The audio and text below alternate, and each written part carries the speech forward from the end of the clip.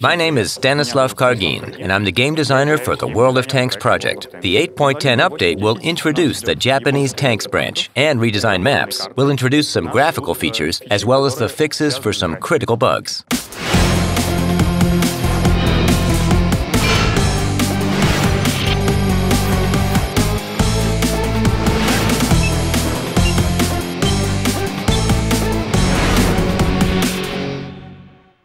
Tell us about the introduced Japanese tanks branch.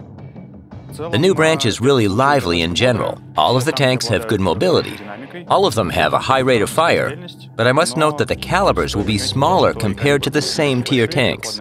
These tanks also have great elevation angles, especially downward ones. They're about 15 degrees in average for the whole branch, and some vehicles even reach up to 22 degrees. Tell us about the Japanese Tier 10 medium tank.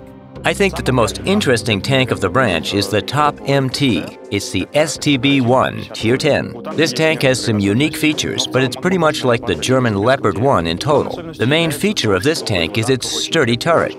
The armor near the mantlet reaches up to 240 millimeters. That's a lot for an MT. This tank also has a good cannon, so the gameplay is pretty obvious for this tank. It will surely involve tanking with the turret from behind cover, hills, rocks, and so on. So we get a medium and light tanks branch that have good mobility, great elevation angles, powerful weapons in some ways, but lack in armor.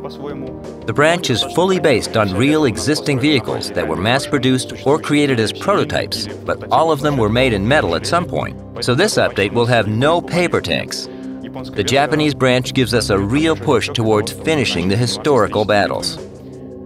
Стоит сказать, наверное, что мы уже давно начали историческими битвами заниматься, но как раз японских танков нам сильно не хватало для этого. How can you imagine historical battles without the Japanese? You can't, so now we release the Japanese. Which maps will be modified and how will it affect gameplay? We've also redesigned several maps in this update. It's mostly balance adjustments. And the Karelia map was redesigned for a different reason. This map will become more flat, and we also did numerous balance adjustments. The battles in the canyon will now be more even and balanced. The plateau will be much more comfortable for the medium and light tanks. We also changed the mines a bit. Near the hill, there's an outstanding rock where the heaviest of both teams usually gather. We've broken the stone a little, and now there's a nice passage there.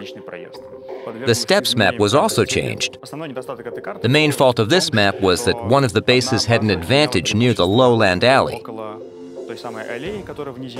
We tried to even the odds in that area, for both teams. We also changed the El Khaluf map. This map was always known for its slow game pace. It really was quite slow. We've added some new elements to introduce some drive into that map. The village in the middle was replaced with a big hill that separates the attacking forces of both teams. And now the combat there is much livelier.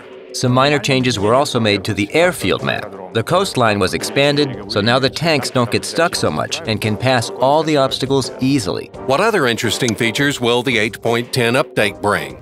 Some new features were introduced that make the graphics look much better. Now the cloud shadows travel the map. We also changed the fog system. It looks really good. The lights will now be more accurate and correct. It will stop blurring the rock textures, especially the ones in the distance. Another new feature is that we will now show the current events in the battle missions list.